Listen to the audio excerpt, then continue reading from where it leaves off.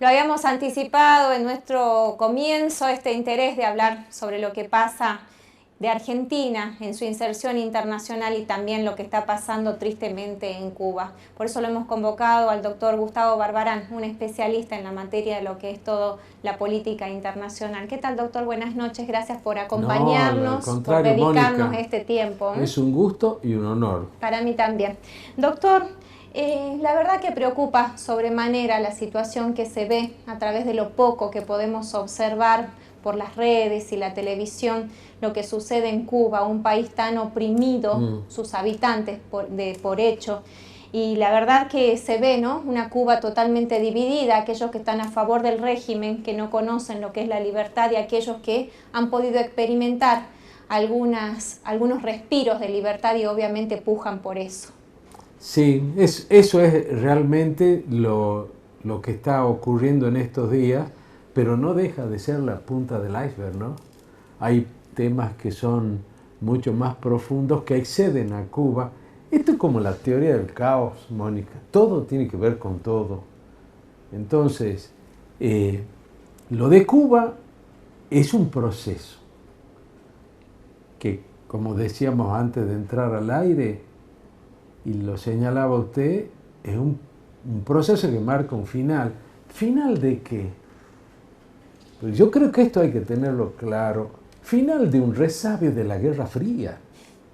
Cuba es resabio de la Guerra Fría. Así, un régimen marxista-leninista como el cubano, y en este momento lo pueden representar la FARC, el socialismo del siglo XXI de Venezuela, y el loquito este de Corea del Norte. ¿Y por qué han pasado tantos años para que siga siendo, obviamente, este resabio y que hayan tenido que someterse durante tantos años a un régimen? Acá tiene que ver mucho, tiene que ver mucho la política y los negocios. Por ejemplo, poca gente sabe que en Cuba existe algo así como un grupo de administración empresarial, es una empresa sociedad estatal, salvando las distancias, vendría a ser el PDVSA de Venezuela, ese grupo. De la misma Maneja forma. el 70% de la economía cubana, porque es dueña de hoteles, de restaurantes, de actividad turística, todo. Es decir, no pueden manejar eso. La economía, digamos, a ver, empecemos, ¿qué es lo que motivó este conflicto ahora? Por lo que yo estuve informándome en distintos diarios y portales, hubieron tres cosas que hicieron un cóctel explosivo.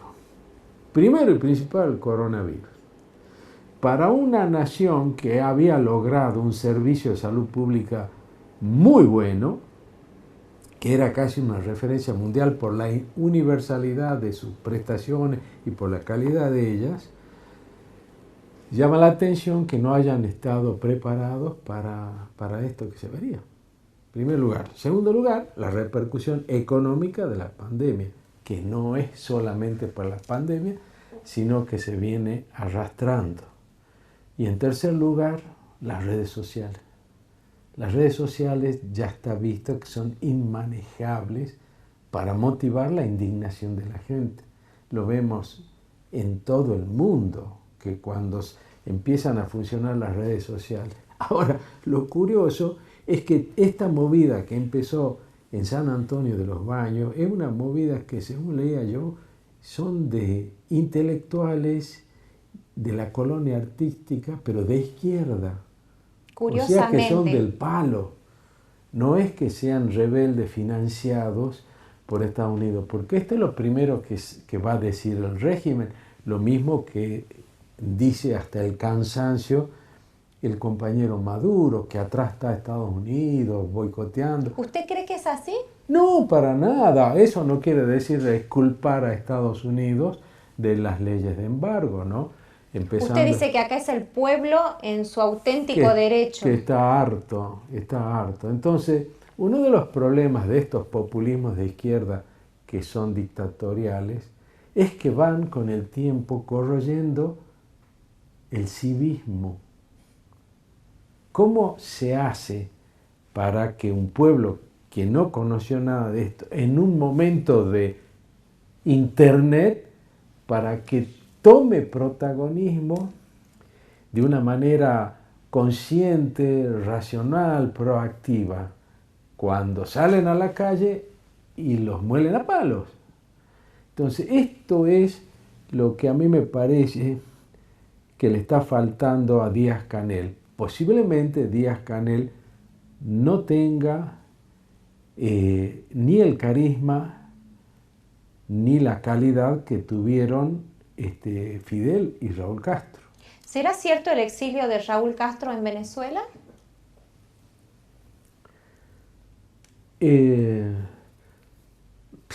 Eso significaría que triunfa la oposición, y no creo que eso ocurra en Cuba, al menos no en el corto No en este plazo. momento. No. Ahora, usted mencionaba, ¿no, doctor, que fueron justamente los de izquierda, los más cultos de Cuba, y hoy día en algunas manifestaciones que se podían ver era la policía replegándose a la protesta del pueblo. Y esto llama la atención sobremanera, porque era un sector de policías que habían sido convocados para reprimir y acompañaron después. Bueno, pero si nosotros seguimos, o mejor dicho, vinculamos el proceso venezolano con el cubano, vamos a ver que en definitiva es tan férreo el control de los servicios de inteligencia y de seguridad que al régimen no creo que les cueste mucho reprimir. No les va a costar, pero ¿cuál va a ser el costo de eso? Porque encima Cuba tiene una serie de compromisos internacionales a los que no puede eludir. Cuba es parte de Naciones Unidas.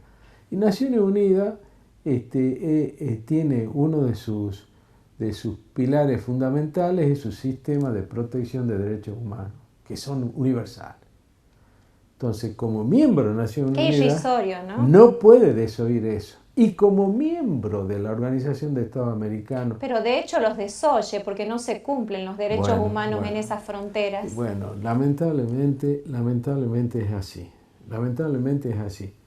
Entonces, en función, y este es el drama de Díaz-Canel, que fue ungido como vicepresidente cuando en 2008 Fidel le cede a Raúl la presidencia. Díaz-Canel tiene que darse cuenta que debe producir algún cambio de tipo político institucional.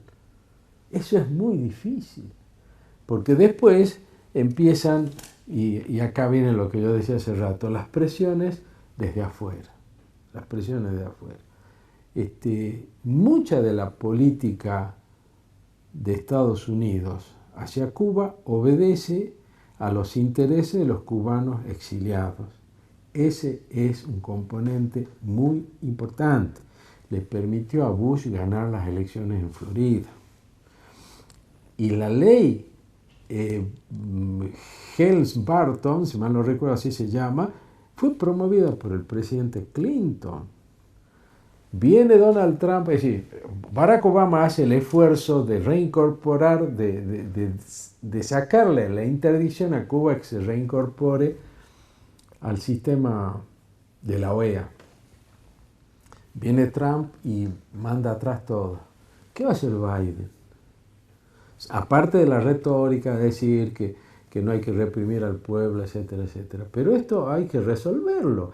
Y resolverlo implica tomar una posición respecto de los embargos, que por otra parte, cuando se hizo esta ley Helms-Burton, Europa reaccionó duramente porque tenía un muy buen canal de negocios en Cuba.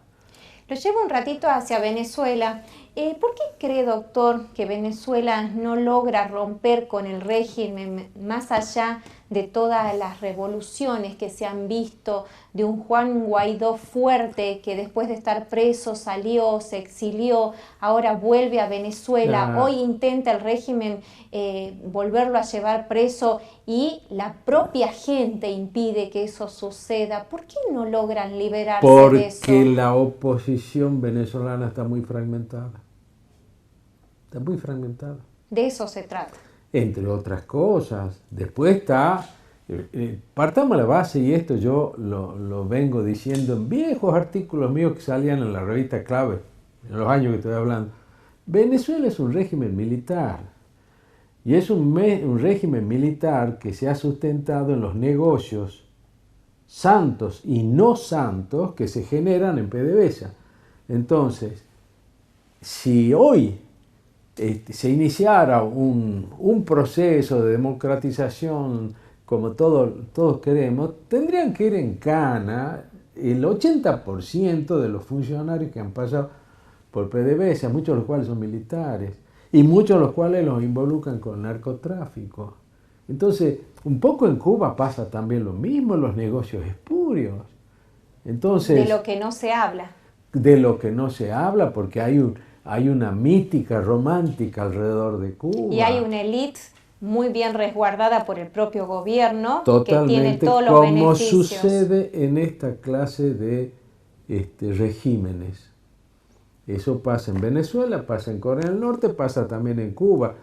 Y si esto que estoy diciendo yo es políticamente incorrecto, porque la gente tiene una mirada romántica de Cuba, que la revolución no fue todos, un fracaso. Doctor, no todos, basta con ir y estar en el lugar. Yo no conozco y Cuba. Preguntarle, hay gente que vuelve y dice, me encantó el régimen y demás, entonces hay que decirle a esa gente si sería capaz un argentino de quedarse a vivir 2 meses nada más en ese régimen, que es bastante... Sí, es que hay mucha gente que está penetrada por ese relato. Por una línea política, sí, por esa que visión. no condice con las libertades que nosotros tenemos y supimos conseguir. Claro, lo que pasa es que también hay una confusión conceptual, ¿no? Porque muchas veces se habla de la democracia, que hay que democratizar Venezuela, que hay que democratizar Cuba, etcétera, etcétera. Pero no es solamente democracia, porque precisamente Evo Morales, Chávez, Maduro, de siempre, ¿qué me hablan de democracia si yo me presento en elección y las gano? Pero ¿cómo las gana? Entonces, democracia representativa, republicana, limpia, eso es otra cosa. Ahora, doctor, en todo este contexto que lo tenemos muy cerquita, ¿no? Donde Argentina se ve involucrada por sus manifestaciones, por lo que pasa en distintos países, ¿cómo ve la gestión de este gobierno en función de esa línea y de esa inserción internacional que debiéramos tener en este contexto tan difícil donde necesitamos la ayuda de todos? Bueno, yo acá voy a decir algo realmente políticamente incorrecto. Para mí el populismo y el liberalismo son dos caras de la misma moneda. El actual gobierno, como las anteriores gestiones de los Kirchner, han sido refractarias a la vinculación internacional de la Argentina, eso es verdad. Viene Macri, da vuelta a todo y habla de abrirse al mundo, pero a lo pavo, porque hay una regla que es esencial en materia de política exterior. Una política exterior eficaz, Mónica, es aquella que refleja mejor los intereses nacionales y su política interna. Cuando la política interna es un desbarajuste, ¿cómo puede ser la política exterior? Por más voluntad de cerrarme o de abrirme. Si la política interna es un desastre, la política exterior va a ser igual. ¿Para usted tenemos una política que es un desastre? Yo creo que la política interna argentina es un desastre porque no termina de articular lo que yo llamo los 3 términos de la ecuación argentina: democracia republicana, desarrollo y justicia social. ¿Estamos perdiendo esa democracia republicana? Sí, yo creo que sí. ¿Y hacia dónde vamos? A un proceso de deterioro paulatino que en el caso nuestro nunca tiene fin. Puede ser siempre en degradé, En pero declive. nunca llegamos al ¿Usted fondo. cree que es necesario llegar al fondo No, para nada. para volver a resurgir? No, para nada. Yo creo que hay mecanismos, pero si uno se pone como si fuera un marciano en un plato volador sobre la Argentina, o sea, no entendería nada, porque las grietas se alimentan de los dos lados, ¿no? Seguro. Entonces, esa famosa avenida del medio no gana elecciones, parece. No gana elecciones. Entonces, ¿qué hay que hacer? Profundizar la grieta. No hay modelo. Veamos lo del litio. Yo he publicado el domingo pasado salió una nota mía en el Tribuno sobre el litio. ¿Cómo vamos a manejar todo eso? Este es un ejemplo que viene al pelo para que veamos dónde estamos como país. Resulta que un gobernador de provincia con litio se entera Nos queda poquito tiempo. que el Instituto Patria iba a meter mano en el litio. Entonces se crea la Mesa Nacional del Litio. El gobierno nacional dice, no, vamos a hacer Eso lo quiero manejar yo. eso lo quiero manejar yo. Y tenemos los proyectos de Leavi, de Godoy, la Mesa del Litio, la CONEA que se mete en esto. ¿Qué hacemos con el litio? ¿Y será que hay muchos intereses de por medio? Y los que están asustados son los que están poniendo la plata, Mónica. Los que están poniendo la plata dicen, che, ¿y esto qué va a hacer? Vamos a nacionalizar algo que sabemos que la Constitución dice que es la provincia. ¿En qué cabeza cabe? Esa es la política argentina. Doctor Gustavo Barbarán, gracias por su tiempo. Gracias por la invitación. Hacemos nuestra pausa y volvemos con el último invitado de esta noche.